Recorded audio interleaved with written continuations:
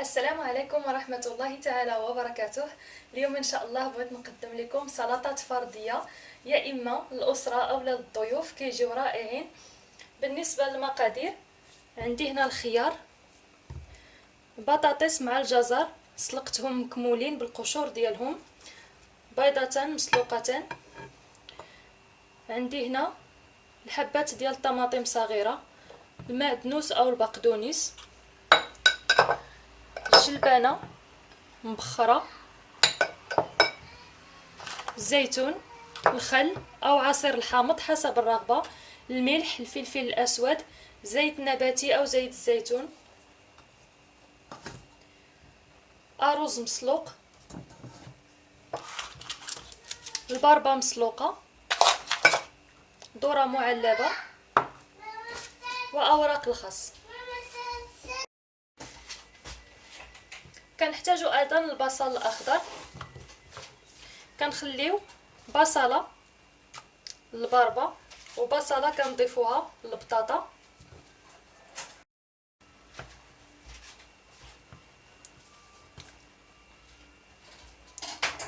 كنبداو كنقطعو الخضر الى قطع صغيره،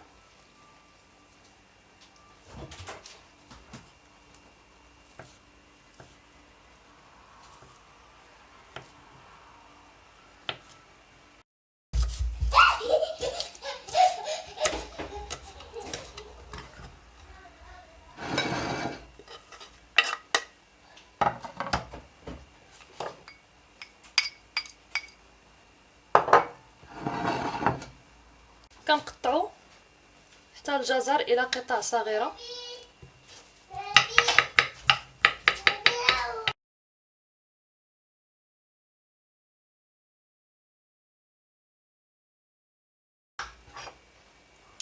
ما ننساوش ان الخضر مسلوقين مع قليل من الملح، فكنردو بالنا من نسبه الملح.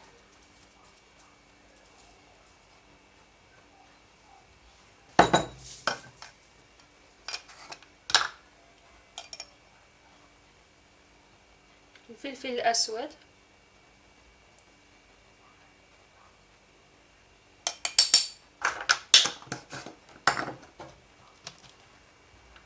القليل من الخل او عصير الحامض. بالنسبه للمايونيز الا بغيتو تضيفوها للارز ممكن انكم تضيفوها.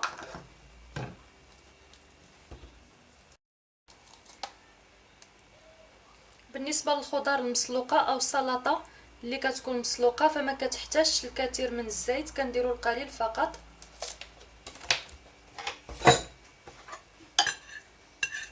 وكنخلطوهم جيدا.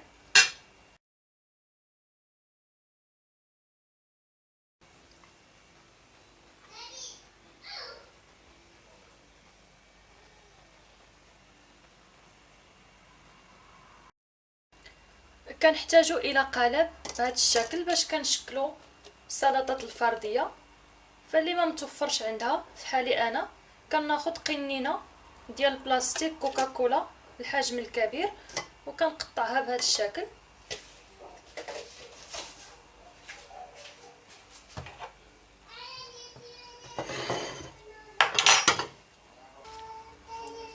الطبقه الاولى كنديرها من البربه،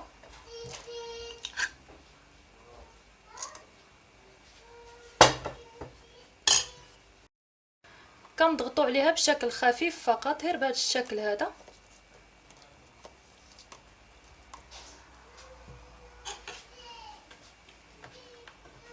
وكنضيفو الارز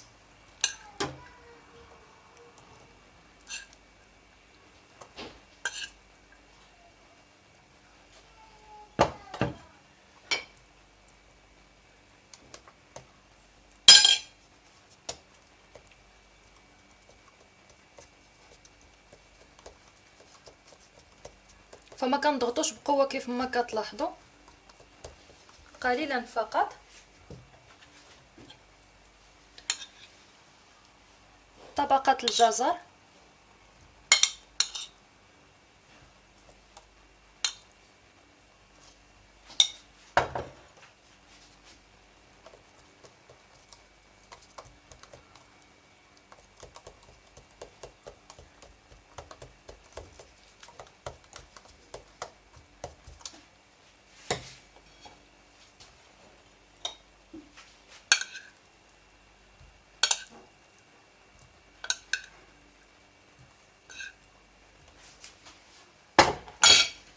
طبقة البطاطس،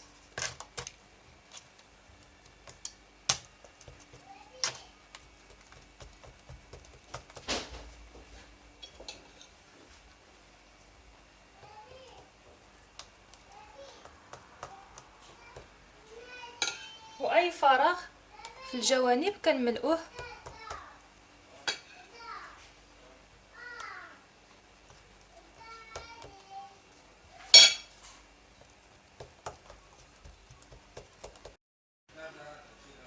وكنستمروا في جميع الصحون بنفس الطريقه حتى كنساليو.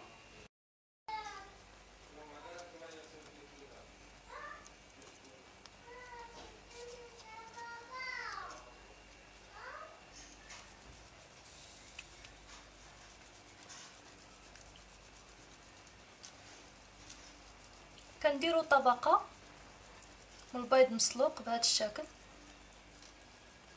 في النصف فقط،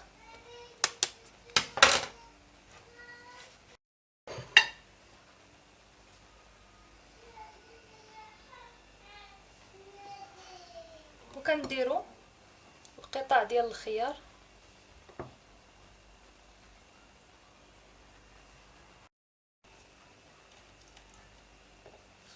كنضيفوا الذره المعلبه،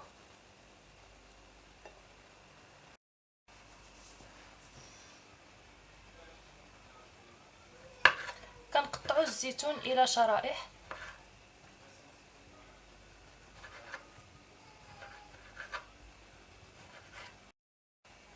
بغيتو تمسحوا الصحن من الجوانب مسحوه، بغيتو تخليوه بهذا الشكل مزيين فكيجي رائع. وكنديروا حبات او الشرائح ديال الزيتون دايرين بهذا الشكل هذا.